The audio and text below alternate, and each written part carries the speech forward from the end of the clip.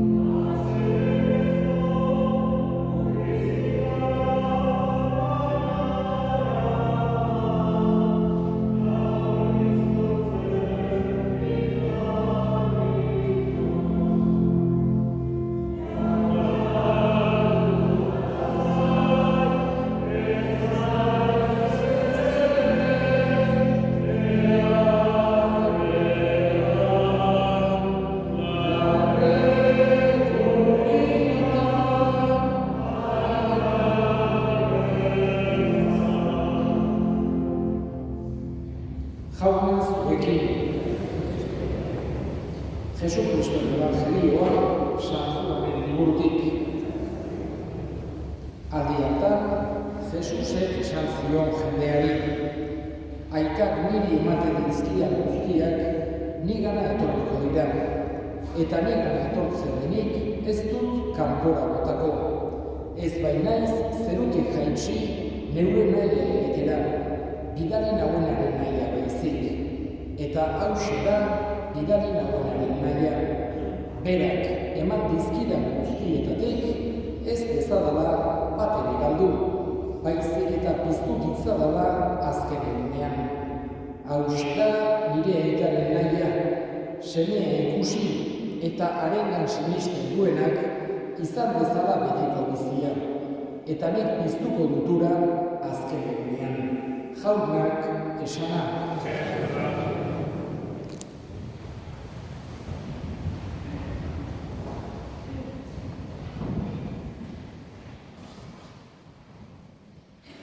Heriotza beti dago gogorra. Eta, esan dezakeola, gazterik egitzen denean, bereziki gogorra egiten dela heriotza. Horregatik, denok, baina bereziki kristauok ezinbestekoa dugu holakoetan gure dezake adiskide, auzo herritarrengandik gertu egoten saiatzea. Gertutasuna, elkartasuna, domumina ezinbestekoak ditugu denok, baina bereziki kristauok heriotzaren aurrean nolabait ere maitasuna eta elkartasuna gailendu daitezen.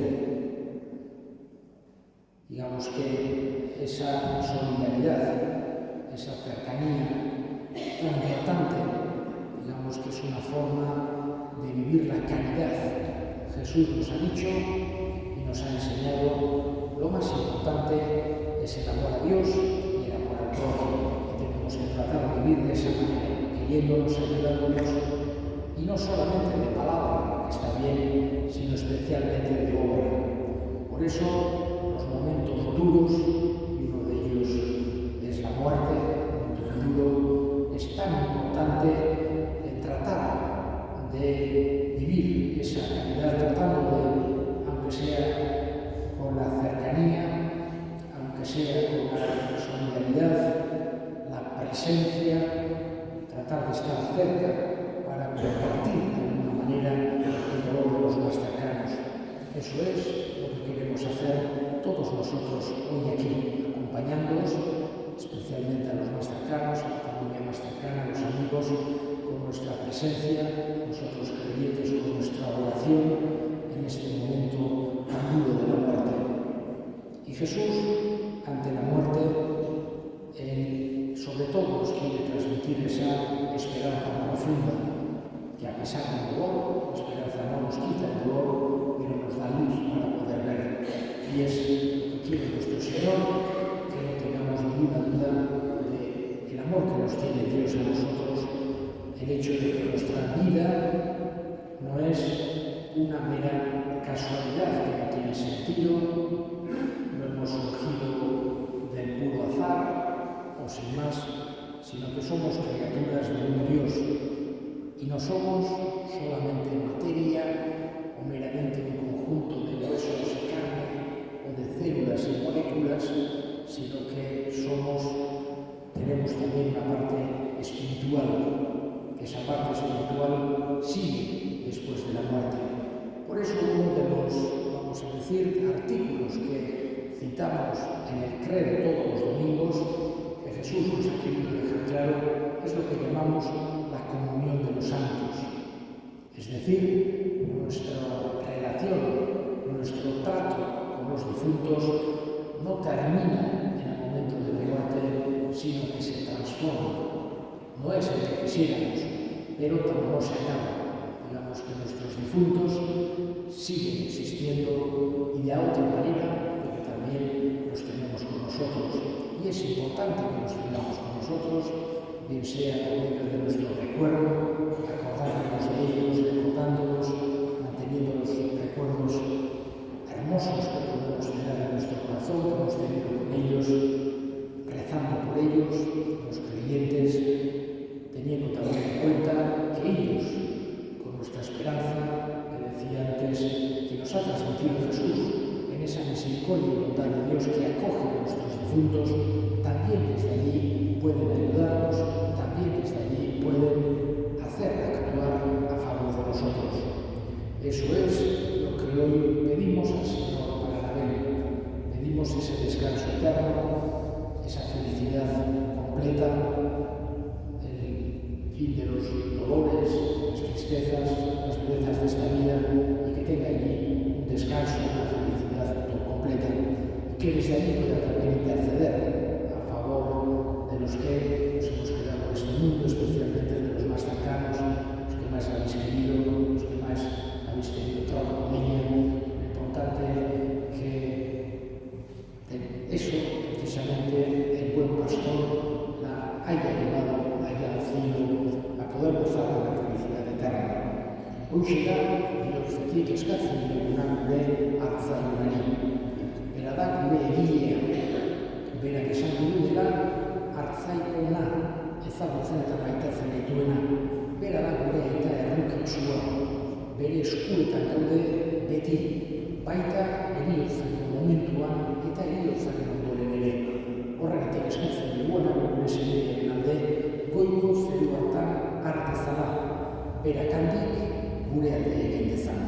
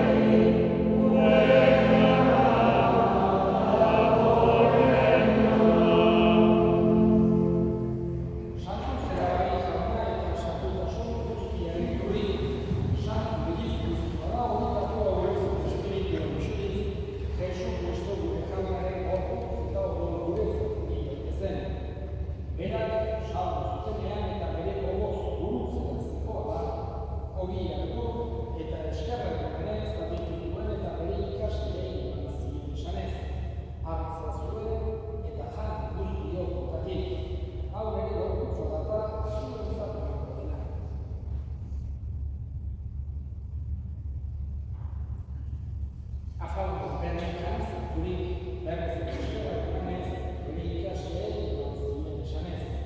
Artzazue eta edan guztiok kontatik. Gaur ere oguran elkarrizketa, itun berri eta betiko horren gola, zuen zartasko dezak bekatuak barkatzeko isuriko dut. Egiz behar nire berri.